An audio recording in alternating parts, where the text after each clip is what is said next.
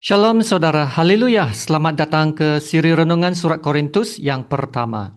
Kiranya kasih karunia dan damai sejahtera dari Allah Bapa kita dan dari Tuhan Yesus Kristus menyertai Anda. Kita lihat 1 Korintus bab 9 ayat 4 sampai 14 dengan tajuk ini. Kenapa hamba Allah layak menerima upah dan ganjarannya? Mari kita baca dari ayat yang keempat. Tidakkah kami mempunyai hak untuk makan dan minum? Tidakkah kami mempunyai hak untuk membawa seorang istri Kristen dalam perjalanan kami, seperti yang dilakukan rasul-rasul lain dan saudara-saudara Tuhan dan Kefas? Atau hanya aku dan Barnabas sajakah yang tidak mempunyai hak untuk dibebaskan dari pekerjaan tangan? Siapakah yang pernah turut dalam peperangan atas biayanya sendiri? Siapakah yang menanami kebun anggur dan tidak memakan buahnya? Atau siapakah yang menggembalakan kawanan domba dan yang tidak minum susu domba itu? Apa yang kukatakan ini bukanlah hanya pikiran manusia saja. Bukankah hukum Taurat juga berkata-kata demikian? Sebab dalam hukum Musa ada tertulis, janganlah engkau memberangus mulut lembu yang sedang mengirik. Lembukah yang Allah perhatikan? Atau kitakah yang ia maksudkan? Ya, untuk kitalah hal ini ditulis, yaitu pembajak harus membajak dalam pengharapan dan pengirik harus mengirik dalam pengharapan untuk memperoleh bagiannya. Jadi, jika kami telah menaburkan benih rohani bagi kamu, berlebih-lebihankah kalau kami menuai hasil duniawi daripada kamu? Kalau orang lain mempunyai hak untuk mengharapkan hal itu daripada kamu, bukankah kami mempunyai hak yang lebih besar? Tetapi kami tidak mempergunakan hak itu.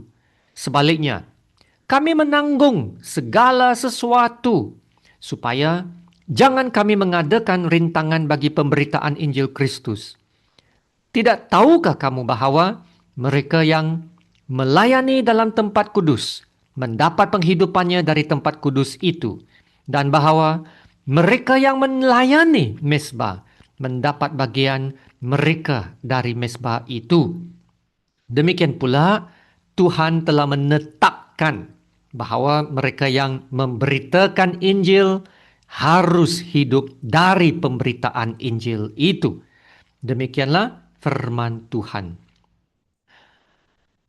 Dalam dua ayat ini Paulus telah mengatakan bahwa dia melayan jemaat Korintus. Dialah yang telah menabur secara rohani dalam hidup mereka. Jadi tidak patutkah Paulus menuai sedikit hasil daripada mereka, yaitu mendapat balasan kebaikan daripada mereka, seperti makanan dan minuman.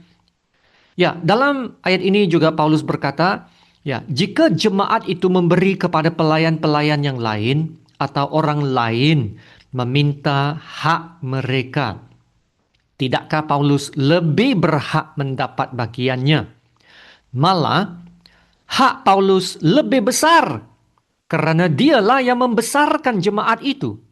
Nah, inilah yang dipersoalkan Paulus dalam ayat 4-7 itu. Dalam ayat 7 ini, Paulus berkata, siapakah yang pernah turut dalam peperangan atas biayanya sendiri? Siapakah yang menanami kebun anggur dan tidak memakan buahnya? Atau siapakah yang menggembalakan kawanan domba dan yang tidak minum susu domba itu? Pekerja-pekerja lain yang bekerja sama ada di ladang, di kebun, sebagai pegawai tentera, ada hak dan kelayakannya untuk mendapat upah dan ganjaran dari apa yang mereka kerjakan.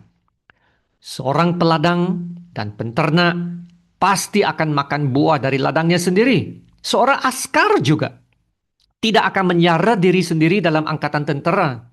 Kerajaan akan tanggung semua bagi pihaknya. Latihan, uniform, ya kebajikan, tempat tinggal dan sebagainya, ya ditanggung kerajaan karena ia berkhidmat untuk negara. Jadi sekiranya pekerja biasa mendapat upah setimpal ya dengan kelayakan dan pekerjaannya, hamba-hamba Tuhan juga tidak harus kurang. Hamba-hamba Tuhan juga layak menerima berkat upah dan ganjarannya.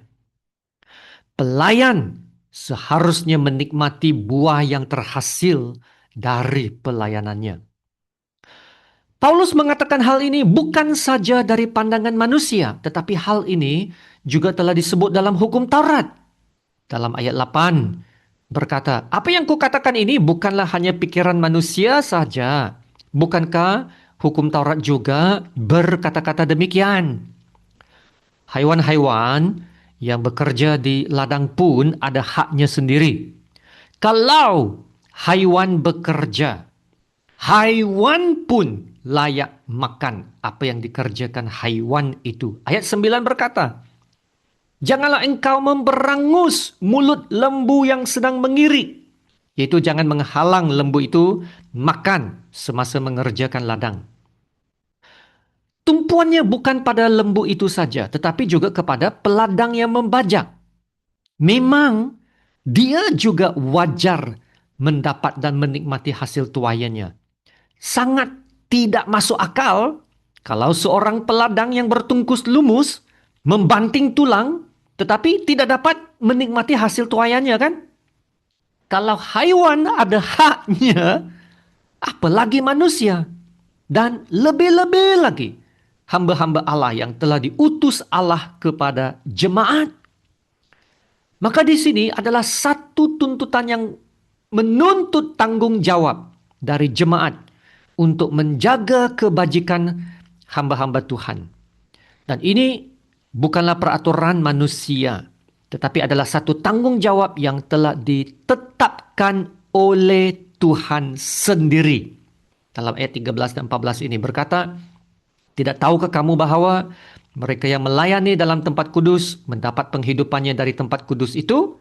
Dan bahwa mereka yang melayani mezbah mendapat bahagian dari mereka dari mezbah itu?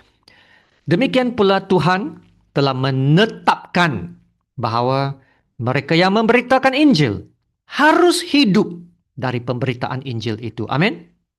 Ya saudara, Tuhan telah menetapkan. Pelayan-pelayannya perlu dijaga dan dipelihara oleh umatnya. Janganlah hanya kita menerima dan menikmati pelayanan mereka, tetapi juga harus memikirkan beban yang mereka tanggung. Berdoalah dan minta kepada Tuhan bagaimana Anda dapat menjadi berkat yang dapat mendorong mereka yang setia melayani. Amin. Kasih karunia Tuhan Yesus menyertai Anda. Mari kita berdoa. Bapa kami yang di sorga, Allah Bapa yang terpuji, Allah Maha Kuasa, Allah Maha Esa. Terima kasih Bapa untuk firman-Mu. Ya Bapa, kami mengucap syukur untuk hamba-hamba-Mu yang telah setia melayani. Kami berdoa untuk mereka. Kami berdoa untuk gembala sidang kami. Tolong kami untuk lebih mengasihi hamba-Mu yang juga adalah anak-Mu yang Engkau kasihi. Ajarlah kami untuk menjadi teman sepelayanan yang dapat mendorong, mendukung, dan berdoa untuk mereka supaya bersama-sama kami dapat membangunkan jemaat dan gereja-Mu saling memperlengkapi. Ya Bapa, kami memohon perlindungan, berkat, hikmat, kebijaksanaan, dan bimbingan dari Roh Kudus sentiasa menyertai hamba-hamba-Mu, sehinggakan hidup mereka berhasil dan berkecukupan dalam segala sesuatu. Haleluya. Terima kasih Bapa. Dalam nama Tuhan Yesus yang termulia, kami berdoa dan mengucap syukur.